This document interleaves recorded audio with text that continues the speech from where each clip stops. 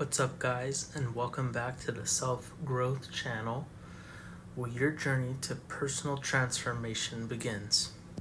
I'd like to remind you that all of the information provided in these videos should be used for educational and informational purposes only. It should not be used as a substitute for professional mental health advice or medical advice. Now, let's get back onto the topic for today. Now today, as promised, we will be discussing one of the sensations that accompanies anxiety, and this is known as shortness of breath. Shortness of breath is accompanied by physiological changes in the body, and it often feels like maybe you're suffocating or you can't get enough air. People may feel like their breathing is rapid and that it is shallow and that their chest is getting tight.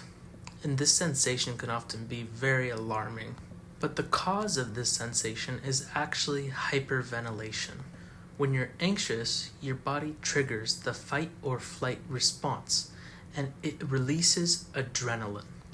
This adrenaline release causes an increase in breath frequency. So you start taking rapid and shallow breaths, and this leads to a decrease in carbon dioxide.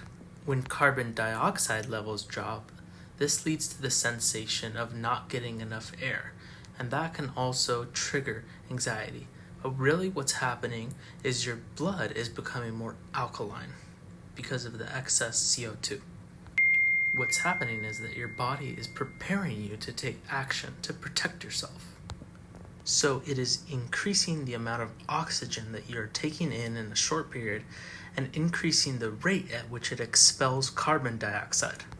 However, in the context of modern life, when the threat isn't physical, this sensation can feel uncomfortable and out of place.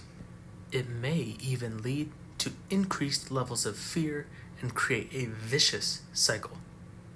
Common misconceptions here is that people will think, I'm not getting enough air, or there's something wrong with my heart or lungs. People may even think to themselves, I need to breathe more and faster. But what the truth is going on here is that you're actually having more oxygen than normal, so you have enough air. It's important to begin framing this sensation in a positive light, therefore reducing the amount of avoidance that occurs when you recognize the sensation of shortness of breath. Avoiding the sensation is actually an anxiety response that will reinforce anxiety and increase anxiety over the long haul.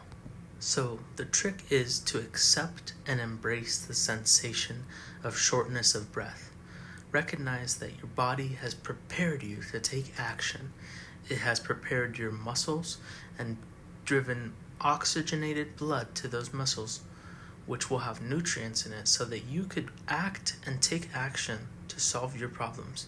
You're not out of air, and you don't need to change how you're breathing. If you would like, you could practice slow exhales, or a method known as the 4-7-8, where you inhale for 4 seconds, hold for 7 seconds, and exhale for 8 seconds, repeating this cycle about 4 times. This should help to expel carbon dioxide and therefore reduce the sensation of shortness of breath. However, embracing this sensation is the key because avoidance will keep it around. Thanks for listening, and tune in for the next physical sensation of anxiety and where it comes from and how to frame it so that you can avoid so you can deal with the anxiety that is part of regular life. Thanks for watching. Please like, comment, and subscribe.